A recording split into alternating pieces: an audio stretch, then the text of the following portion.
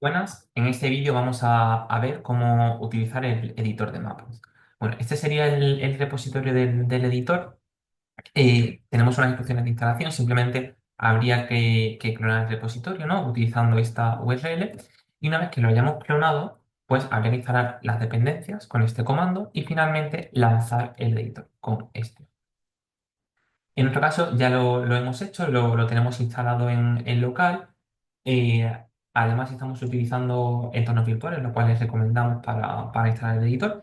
Y ya lo hemos ejecutado, es decir, hemos lanzado este comando y ya teníamos el editor disponible para utilizarlo desde un navegador web en local, en esta URL.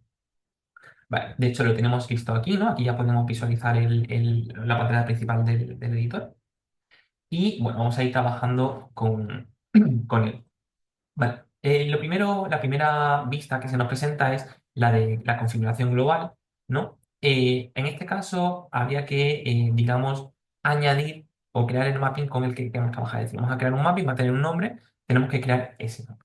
En otro caso, vamos a trabajar con un caso de uso de GTFS, con una base de datos GTFS y también una ontología GTFS. Por tanto, vamos a llamar a nuestro mapping GTFS mapping, ¿vale? Una vez que ya tenemos el nombre, lo creamos y se actualizaría en esa pestaña de al lado, confirmándonos que el mapping está creado y podremos renombrarlo, incluso resetearlo.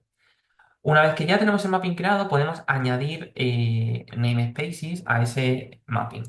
Aquí se nos muestran todos los que tenemos precargados por defecto y nosotros podemos crear algunos adicionales. Por ejemplo, vamos a crear uno que sea para GTFS, ¿vale? Va a ser con el prefijo GTFS y va a tener esta URL de valor.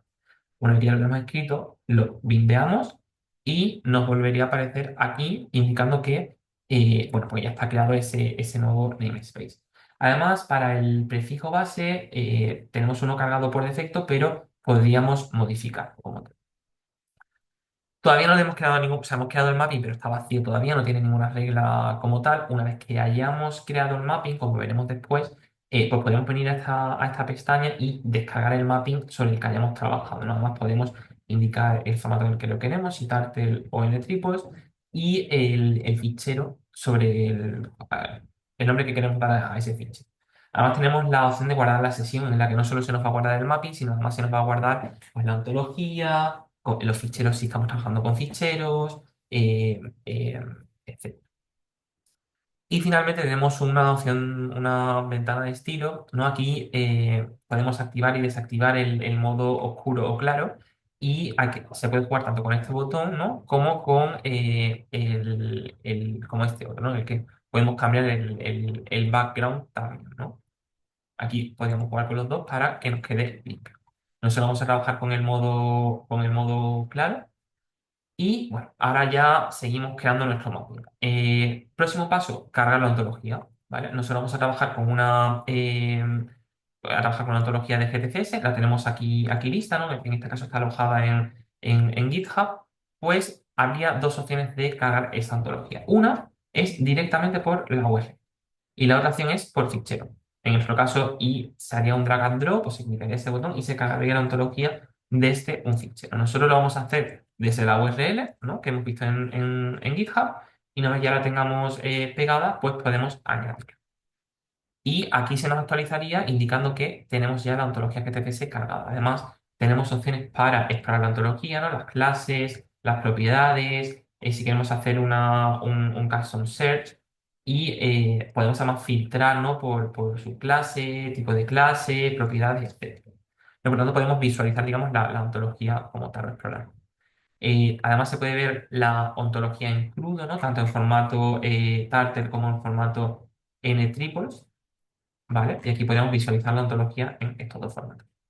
Y finalmente tenemos una opción en el caso de que queramos añadir bueno, propiedades o clases concretas que no tengamos en la ontología, ¿no? Aquí podemos seleccionar entre clase y propiedad. Si algún término falta en la ontología, pues podemos añadirlo desde esta ventana. No va a ser nuestro caso. Vale, después, a continuación ya tenemos la ontología, necesitamos acceder a la base de datos. En nuestro caso va a ser una base de datos relacional, ¿no? Postgres, con los datos GTFS. Aquí seleccionaríamos el motor, ¿no? Tenemos varias opciones, nosotros vamos a seleccionar Postgres y bueno, habría que darle un nombre, va a ser GTFS en nuestro caso, el puerto en el que está disponible se carga por defecto, no es el 54red2, aunque podemos modificarlo aquí. El nombre de la base de datos es GTFS y el nombre de usuario es root y la contraseña es root. Una vez que tenemos todo, nos indica que la conexión a la base de datos, es decir, los datos que hemos facilitado aquí son correctos y se puede hacer a la base de datos, y la guardamos. De manera que aquí ya nos aparece que tenemos acceso a esa base de datos. Ahora podríamos inspeccionar los datos, ¿no? Seleccionando pues nuestra base de datos. Aquí, si tuviéramos más bases de datos, pues se listarían todas. La tabla que queremos visualizar de esa base de datos, se puede visualizar la tabla, etcétera, ¿no? Lo cual es bastante útil. Además, tenemos una opción de vistas. No la vamos a ver aquí porque ya es más complejo, pero podríamos, además de trabajar con las tablas de la base de datos, crear vistas sobre esa base de datos. Es decir, definir una consulta SQL y definir un logical source a utilizar en el mapping en base a esta consulta de SQL, ¿no? Se podría hacer en esta ventana. Nosotros solo vamos a trabajar con tablas en este ejemplo, que es mucho más sencillo. Y bueno, y también aparte de con base de datos, podemos trabajar con ficheros, ¿no? El cual se puede cargar aquí, puede ser pues de tipo XML, JSON, CSV, Parquet, Excel, etc. Vale, no solo en nuestro caso va a ser una base de datos relacional Postgres. Y ya ahora sí entraríamos a crear el mapping, ¿no?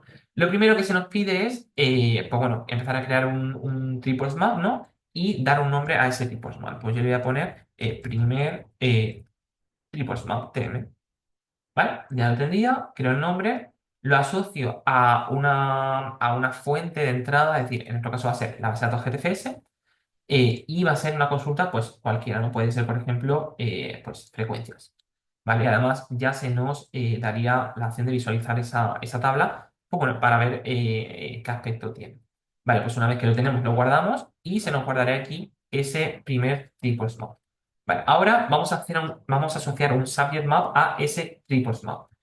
Cuando nos movemos a Subject Map, aquí se nos precarga el último triples map que hemos creado. Es decir, si hemos creado el primer triples map, pues aquí se nos precargaría ese triples map. Esto es muy útil porque normalmente el patrón de creación de mappings es crear un triples map, después el subject map, después el predicate object map y así.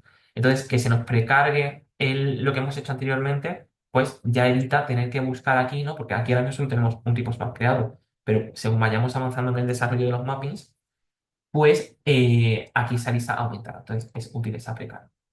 Vale. Quedamos en ese map. En otro caso, podemos definir si es un término constante, un template o una referencia, ¿no? Y aquí se nos va actualizando para poder dar ese template constante o referencia.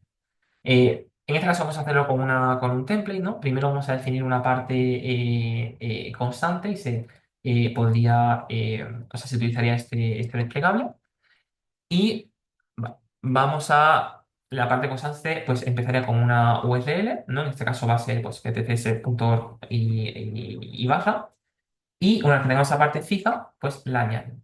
Ahora, a continuación, pues tenemos una parte variable, es decir, una parte que venga de la tabla de la base de datos, que en este caso pues, puede ser, no sé, start time, por ejemplo.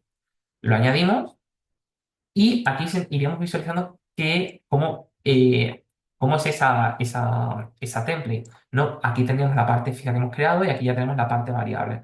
Si siguiéramos añadiendo partes sobre el template, pues se nos iría añadiendo aquí, ¿vale? Lo dejamos en este caso de esta manera sencilla. Y aquí ya podríamos indicar si pues, el sujeto va a ser una IRI o un black node, ¿no? En este caso va a ser una IRI.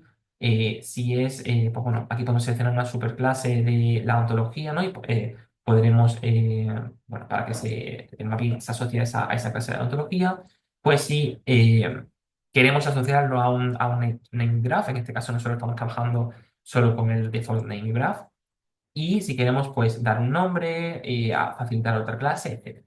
Como lo queremos hacer de forma sencilla, ya guardamos el subject map y se actualizaría en esta ventana de la derecha. ¿Vale? Continuamos con añadiendo el predicate object map. Igual, lo que le había dicho es que se queda aquí precargado el triples map con el que estamos trabajando. ¿Vale? En este caso podríamos añadir, se nos facilita un desplegable con todas las propiedades de nuestra ontología, ¿vale? Por ejemplo, podemos seleccionar cualquiera, pues vamos a seleccionar block, ¿vale? Y ahora ya definiríamos cómo se construye el objeto. En este caso lo vamos a hacer con una referencia, ¿no? Para mostrar otra opción diferente. Y aquí seleccionaríamos pues bueno, la referencia, o sea, la referencia o la columna de la base de datos sobre la que queremos que se generen los objetos. La seleccionamos y ya finalmente pues podemos seleccionar también si es una IDI, un literal o un blank node, ¿no? Pues en este caso va a ser un literal, podemos asociar un tipo de datos, en este caso decimos que es un string, e igual si queremos asociarlo a un name graph. Y ya finalmente se nos mostraría cómo queda ese typos map entero. Es decir, aquí se nos muestra el subject map, el predicate map y el object map. Esto es muy útil para verificar que todo lo hemos hecho correctamente y la regla se ha construido en base a lo que nosotros queríamos desde un primer momento.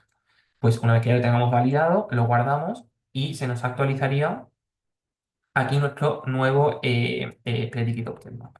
Además, se nos da mucha información, ¿no? Sobre qué podemos. O sea, el sistema nos va a ir dando información de las cosas que vayamos haciendo bien o mal. Y bueno, y finalmente, pues una vista para manejar el mapping, en el que podemos pues, eliminarlo. Según vayamos creando más reglas de mapeo, el mapping se va a volver más complicado. En este caso solo tenemos creado una, ¿no? Un ejemplo muy sencillo, pero aquí se visualiza pues esa regla de mapeo. Según vayamos añadiendo, pues aquí iría formando un grafo de reglas que podríamos ir eh, validando y visualizando, ¿no?